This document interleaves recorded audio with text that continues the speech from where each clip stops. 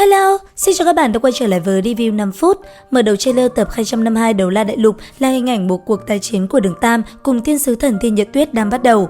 Đường Tam nhìn Thiên Nhật Tuyết, từng tầng ánh sáng màu vàng lam không ngừng từ trên người khuếch trương. Tuy rằng ở dưới áp lực rất lớn của thần cấp, hắn cũng không lùi nửa bước. Thần quang trong đáy mắt hắn dần dần bốc lên một cách cuồng dã, cả người tự hồ cũng tiến vào một trạng thái hết sức đặc biệt. Ở phía đối diện, vì để Đường Tam có thể vĩnh viễn thần phục mình, thì Nhật Tuyết cũng không chần chừ. Thời gian một nén nhang nói dài cũng không dài, nói ngắn cũng chẳng phải là ngắn. Tranh thủ thời gian, nàng ngay lập tức phóng ra uy áp cấp thần của thiên sứ. Lần này, Đường Tam tuyệt không có ý định chạy trốn, hắn chính là muốn trong thời gian của ván cược này liên tục duy trì công kích. Dấu ấn của Hải Thần Tam xoa kích trên trán Đường Tam đột nhiên trở nên thánh thiện vô kể, cảm giác hồn lực bị ăn mòn mãnh liệt, làm cho quang mang màu vàng lam trên người Đường Tam hơi ảm đạm. Lần này hắn đã xuất ra bát trùng mâu để chống đỡ lại uy áp của thiên sứ thần lực. Thế nhưng dù sao cũng không phải thần, Đường Tam chỉ có thể miễn cưỡng duy trì được trong vài giây. Đối mặt với sự phản kích của Đường Tam, hai tay Thiên Nhật Tuyết làm ra một động tác như đang nâng lên một cái gì đó. Một cái ảo ảnh thiên sứ khổng lồ hiện ra sau lưng nàng.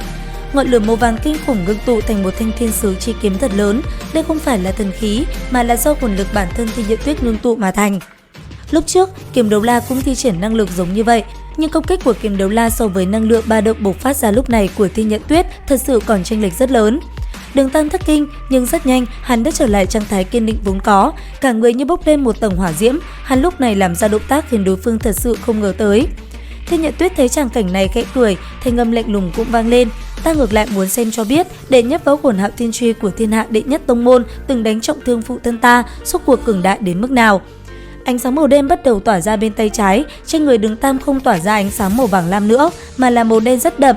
Trong màu đen đậm ấy, pha lẫn màu vàng nhạt và màu đỏ sẫm khí tức sắc bén. Một thanh Hạo Thiên Truy thật lớn đột ngột xuất hiện trong lòng bàn tay trái Đường Tam. Năng lượng ba động mênh mông khiến cho cả người Đường Tam đứng đó như một pho tượng của ma thần. Cái mà hắn sử dụng chính là Đại Tu Di Truy. Thân thể Đường Tam phải nói cường hãn vô cùng, trong quá trình tạp hoàn không tránh khỏi bản thân tiêu hao quá lớn mà suy nhược. Tuy vậy, sau khi ăn vào mau trùng tràng của áo tư tạp, cả người mau chóng ổn định lại. Ngay khi thanh truy khổng lồ cùng thiên sứ chi kiếm của Thiên Nhật Tuyết va chạm trong không trung, không gian như muốn nổ tung, áp phóng ra rung động cả xâm lâm. Cảm nhận được sức mạnh rất gần với thần cấp, Thiên Nhật Tuyết lúc này thật sự tức giận. Ân oán giữa Hạo Tiên Tông và Vũ Hồn Địa cũng nên kết thúc ở đây rồi. Thần lực Thiên Nhật Tuyết lần nữa khuếch trương ra, lần này nàng đã phóng thích ra hồn hoàn của mình, có thể thấy trên cái hồn hoàn được bao quanh bởi quang mang màu vàng nhạt, khí tức thần thánh nhất thời bốc lên. Giờ khắc này, Đường Tam chỉ cảm thấy bản thân đã cùng Hạo Thiên Truy đã hoàn toàn hòa hợp thành một thể. Chiêu tiếp theo hắn phát động công kích đến Thiên Nhật Tuyết chính là Tu Di Lăng Thiên. Một cỗ mãnh liệt bất an từ trong lồng ngực Thiên Nhật Tuyết dâng lên, nàng gần như theo bản năng chặt đứt thần niệm liên hệ cùng với thiên sứ thanh kiếm. Sau cánh thiên sứ sau lưng khẽ động, suốt cục lần này nàng cũng sử dụng hồn kỹ cấp thần mang tên Thiên Sứ Truy Thuẫn để đỡ lấy công kích của Đường Tam. Mà nghênh đón nàng chính là một truy cuối cùng trong loạn phi phong truy vũ của Đường Tam. Thật nhìn thời gian còn lại chưa tới 15 giây, Thiên Nhật Tuyết khẽ nhếch môi. Tuy vẫn còn thở dốc, cũng phải đem thần lực của bản thân tăng lên tới mức cường đại nhất. Trong tình huống không sử dụng thần khí, đây cơ hồ là công kích mạnh nhất của nàng. Một đoàn sông lửa tựa như phá trời chui ra phóng đến phía Đường Tam. Lúc này, nàng còn cách Đường Tam chỉ có 10 thước. Đường Tam thậm chí có thể cảm thấy sức nóng tỏa ra từ ngọn lửa màu vàng trên thân thiên sứ chi kiếm, ngay cả linh hồn cũng cảm thấy nóng rực. Ở đối diện nàng, sau khi phóng thích ra kỹ năng cường đại nhất của cả hai võ hồn vẫn chưa thể đánh bại nữ nhân này, Đường Tam quyết định sử dụng sức mạnh hắn có được trong lần đầu tiên đến với thế giới này.